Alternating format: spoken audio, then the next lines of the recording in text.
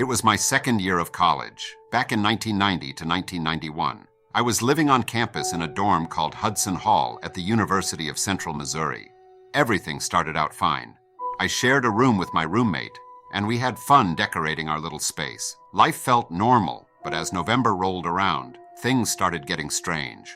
My roommate had an old electric typewriter. It was one of those that only worked when plugged into the wall. One night, she unplugged it so she could use the lamp instead.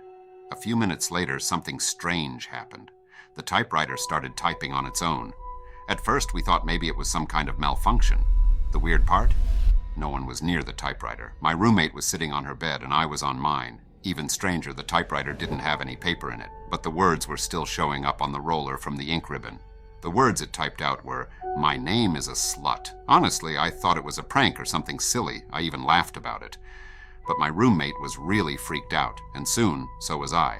After that, other weird things started happening. We didn't have air conditioning in our dorm, so we kept the windows open at night and placed a box fan on the edge to cool the room. The windows were angled outward, and the fan sat pretty securely on the frame. There was no reason for it to fall, yet several nights in a row it did. Every night around 3 a.m., the fan would lift up, somehow move over the window frame, and crash to the floor. It was so loud that it woke us up, and it also annoyed the people living in the rooms next to us and below us. It wasn't just creepy, it was frustrating. There was no way the fan should have moved like that unless someone or something had picked it up. After these things kept happening, my mom gave me a crucifix to hang above my bed. She didn't believe in any of the supernatural stuff I told her about, but she thought it might make me feel better. I hung it up securely, thinking maybe it would help stop whatever was going on. It didn't. Every night, without fail, the crucifix would fall from the wall. I tried everything to make sure it was hung tightly, but it kept happening. One night, I was so tired of being scared that I stayed up late, determined to catch it in the act. When the crucifix fell, and I knew no one had touched it, I felt my heart race. By Christmas break, I was exhausted and completely on edge. My roommate left to visit her family, but I stayed behind for a few extra days because I had a job at the dorm office. One night, after a long shift, I went to bed. As I was drifting off to sleep, something terrifying happened. I heard a voice whispering my name. It was right in my face, soft but persistent. I tried to ignore it, but it kept happening, over and over again. The voice felt close and cold, and I could sense that it wasn't friendly. I shot up out of bed, my heart pounding. There was no one there, but I could still feel something in the room with me. That was it. I couldn't take it anymore. As soon as Christmas break ended, I moved out of that dorm for good. Even though Hudson Hall didn't have any history of hauntings, something was definitely there. Whatever it was, it hated me, and I didn't want to stick around to find out why. After a few normal weeks in Hudson Hall, everything started with the typewriter. My roommate loved using it for school assignments, even though it was old and clunky. The typewriter needed to be plugged into work, which made the next event really strange. One evening, she unplugged the typewriter to use her desk lamp. We weren't thinking much about it. I was reading a book on my bed and she was getting ready for bed herself. It was a quiet night, nothing out of the ordinary, until the sound of typing filled the room. The typewriter, now unplugged, was typing all by itself. At first, we both froze, staring at it in disbelief. It was impossible, but there it was. The keys were moving on their own, clicking away as if someone invisible was typing. My first thought was that it was some kind of glitch or a mechanical issue, so I got up to take a closer look. There wasn't any paper in the typewriter, but the ink from the ribbon was still leaving letters on the roller. That's when I read what was typed. My name is a slut. Honestly, I laughed. It felt so ridiculous, like something out of a bad horror movie or a prank. The message wasn't scary to me, just weird and immature. But my roommate didn't take it so lightly. She was genuinely freaked out, and I could see the fear in her eyes. We checked the typewriter again, looking for some kind of explanation, but found nothing. It was unplugged, sitting on her desk as usual. Neither of us had touched it. There was no one else in the room. No trick or logical reason for the words that appeared. After that night, the atmosphere in the room shifted. Even though I had tried to laugh it off, a part of me couldn't shake how unsettling it was. The fact that the typewriter worked without power was one thing, but the specific message, directed at me, felt personal. My roommate and I couldn't stop talking about it. She was convinced something paranormal was going on. I was still skeptical, but I couldn't deny how strange it was. We joked about it during the day to make it seem less scary, but at night, we both felt uneasy. It wasn't long after the typewriter incident that other things started happening. At first, I tried to brush off the experience as a one-time event, but the eerie feeling in our dorm room kept growing. It was as if we were being watched, or worse, targeted. The typewriter was just the beginning. Little did we know, things were about to get a lot more intense. The room, which once felt like a safe space, was slowly turning into a place of fear and confusion. We had no idea what was coming next. After the typewriter incident, things only got stranger in our dorm. One of the most unsettling events involved our box fan. Since the dorm didn't have air conditioning, we relied on a fan to keep the room cool, especially at night. We placed it on the edge of the open window with the window angled outward so the fan would sit securely. The setup seemed safe. The window tilted outward at a 45-degree angle, and the fan was snugly positioned on the frame. There was no way it could fall on its own, unless someone physically picked it up and moved it over the edge. That's why what happened next made no sense at all. One night, at around 3 a.m., we were jolted awake by a loud crash. The fan had somehow lifted up and fallen to the floor, smashing into the tiles with a deafening bang. We were startled, confused, and scared. We couldn't figure out how it had moved, but we dismissed it as a freak accident. But the next night it happened again, and then again the night after that. Every time it was around 3 a.m., and every time the fan would somehow move up over the window frame and crash to the floor. The noise echoed through the dorm, not only waking us, but also disturbing the people in the rooms next to us and below us. We tried everything to prevent it from happening.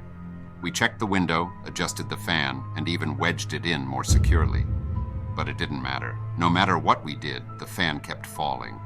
It was as if something was deliberately knocking it over, something we couldn't see or stop. At first, I tried to rationalize it. Maybe it was the wind, I thought, or maybe the fan just wasn't as stable as we believed. But the more it happened, the harder it became to explain. It wasn't windy inside the dorm, and the fan was always placed the same way. It shouldn't have moved. My roommate was starting to lose sleep over it. She became more and more anxious every night, and I wasn't far behind her. The crashing sound was terrifying, especially when we had no idea how it was happening. Each time it felt like a warning, like something was trying to get our attention, or worse, scare us away. It wasn't just the two of us who were bothered by the noise.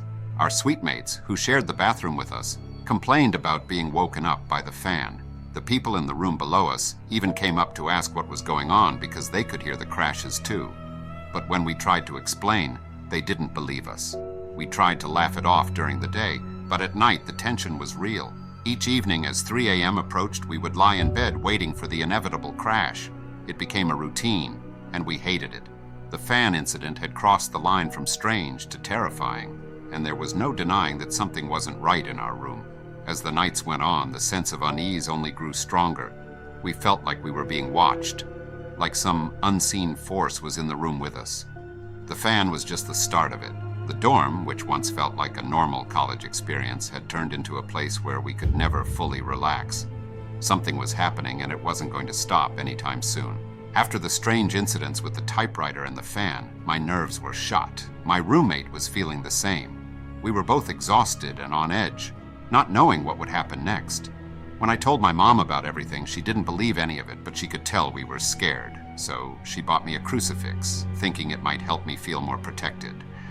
I didn't know if the crucifix would do anything, but I was willing to try anything at that point. I hung it above my bed, directly over the headboard. I made sure it was securely fastened, not wanting to deal with it falling like the fan had. I figured that even if the strange events continued, at least I had something to hold on to for comfort. The first night with the crucifix, I went to bed feeling a little more at ease. But that peace didn't last long. In the middle of the night, I heard a soft thud. I turned on the light and saw that the crucifix had fallen onto the floor. I was startled, but told myself it was probably because I hadn't secured it well enough. The next day, I checked how it was mounted. I made sure it was tightly in place, double-checking the hooks. But the following night, it happened again. The crucifix fell from the wall. This time, I felt a chill run down my spine. There was no reason it should have come loose, especially after I made sure it was secure. Over the next few nights, the same thing kept happening. No matter how well I mounted it, the crucifix would fall off the wall while I slept. Each time, It landed on the floor with a soft but eerie sound. My sense of unease was growing, and I could tell my roommate was also getting more frightened. It felt like something was actively trying to disturb us. One night, I decided I couldn't take it anymore. I needed to see it happen with my own eyes. So, I forced myself to stay awake, even though I was exhausted. I lay in bed staring at the crucifix, waiting for whatever was going to happen. Time dragged on, and I struggled to keep my eyes open. Finally, just as I was starting to doze off, I heard the sound. The crucifix fell again. I shot up out of bed and turned on the light. There it was, lying on the floor just like before. But this time, I had been awake when it happened. I knew for sure that nothing had touched it. It had fallen on its own. My heart was racing and I felt a growing sense of dread. The falling crucifix wasn't just an accident or a coincidence. Something was in our room, and it didn't want us there. The room that once felt like a place of safety now felt threatening. I couldn't shake the feeling that whatever was causing all of this was getting stronger. My roommate and I talked about it, trying to figure out what to do. We considered asking to switch rooms or even dorms, but we didn't want to sound crazy. No one would believe us. It felt like we were trapped in this situation with no way out. The falling crucifix was just the latest in a series of events that made it clear something malevolent was at work. After that night, I stopped feeling safe in my own room. The crucifix had been a symbol of protection, but now it only reminded me that whatever was haunting us wasn't going to leave us alone. The tension in the room kept building, and we both started losing sleep, unsure of what would happen next. By the time Christmas break arrived, I was completely worn out. My roommate had gone home to visit her family, but I had to stay behind for a few extra days because I worked in the dorm office. The dorm was nearly empty, and I thought maybe the break from all the noise and commotion would help me relax. But that wasn't how things went. The first night alone, after finishing my shift at the office, I came back to the dorm feeling exhausted. The room was quiet, almost too quiet. I thought maybe with my roommate gone, nothing strange would happen. Maybe the weird events had something to do with both of us being there together. I was hopeful for a peaceful night. I got ready for bed, trying to push all the strange experiences out of my mind. I turned off the lights and lay down, hoping to fall asleep quickly. But just as I was on the edge of drifting off, I heard it, a voice whispering my name. At first, I thought I was imagining it. I lay still, trying to convince myself it was just my mind playing tricks on me. But then, I heard it again, clearer this time. Someone, or something, was whispering my name, and it sounded like it was right next to me, almost in my ear. I froze, my heart pounding in my chest. The whispering continued, soft but persistent. It wasn't loud or aggressive, but the tone felt intimate and unsettling. It was as if whoever, or whatever, was whispering was trying to get my attention in the most personal way possible. I shot up in bed, looking around the room. There was no one there. The room was still empty, but the feeling that something was there with me was overwhelming. I tried to calm myself down, but the whispering wouldn't stop. It kept repeating my name, over and over again. The voice felt male, and it wasn't friendly. It didn't sound like it was trying to comfort me. It felt like it was toying with me, enjoying my fear. I didn't know what to do. I couldn't move, paralyzed by the fear that if I made any noise or sudden movement, things might get worse. I pulled the covers over my head, hoping that somehow blocking out the sound would make it go away. But even then, I could still hear the whispering. It felt like it was coming from inside my head, like the presence was so close, it had invaded my thoughts. I barely slept that night, lying awake in terror until the morning light finally came through the window. When the sun rose, I didn't feel any better. I was exhausted and still shaken. I knew then that I couldn't stay in that room anymore. Whatever had been bothering us from the beginning had finally crossed a line. It wasn't just throwing things or making noise. It was speaking to me directly, and I couldn't take it. As soon as the holiday break ended and the new semester began, I packed up my things and moved out of Hudson Hall. I didn't care if anyone thought I was overreacting. I knew what I had experienced, and I wasn't going to stick around to see what else that presence had in store for me. The whispering was the final straw, and I was done with that room for good. After I moved out of Hudson Hall, I finally felt like I could breathe again.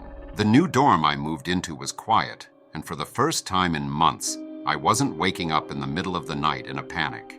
The atmosphere was completely different, and nothing strange ever happened in my new room. It was such a relief to finally get some peace. Even though I had left Hudson Hall behind, the experiences still haunted me mentally. I kept thinking about everything that had happened. The typewriter, the fan, the crucifix, and of course the whispering. I couldn't shake the feeling that something had been in that room with us, something I still didn't understand. I talked to a few friends about it, but most of them thought I was exaggerating or just stressed from school. Some people joked that I had watched too many horror movies, and maybe that was part of it. Maybe my mind had been playing tricks on me. But deep down, I knew what I had experienced was real. My roommate had also been affected. When we reconnected after break, she told me she was glad I had moved out. She said she still felt unsettled whenever she thought about Hudson Hall, and she was considering moving out herself. She hadn't heard the whispering like I had, but she didn't want to go through any more sleepless nights or strange events. Over time, I tried to forget about the haunting. Life went back to normal, and college became about classes, friends, and typical student life. But every now and then, I would hear about other students having weird experiences in Hudson Hall. I wasn't the only one who felt like something was off in that building. Looking back, I've often wondered what was really happening in that room. Was it a ghost? Some kind of negative energy? I've heard stories about places being haunted, but I never imagined I'd experience something like that myself. Whatever it was, it didn't seem to like me, and it definitely made that clear. The fact that there were no stories of Hudson Hall being haunted before we lived there made it even stranger. Laura Yater Hall, another dorm on campus, had a long history of ghost stories, but Hudson Hall was supposed to be normal. It made me wonder if the presence was drawn to me specifically, or if we just happened to be in the wrong place at the wrong time. To this day, I still don't have an explanation for what happened. It felt personal, like the entity or energy had targeted me. The fact that it whispered my name, moved things around, and seemed to want to scare me made it feel malicious. I don't know what its motives were, but I'm glad I never had to find out. I've heard people say that some places just have bad energy or are more susceptible to paranormal activity. Maybe that was the case with Hudson Hall. Maybe it was something about the building, or maybe it was something about me or my roommate. All I know is that I was relieved when I finally moved out and left all that behind. Now, years later, I still think about Hudson Hall from time to time. I've told the story to a few people, but I've never gotten any real answers. It remains one of the strangest and scariest experiences of my life. I don't know what was haunting that room, but whatever it was, I'm just glad I got away from it before things escalated even further.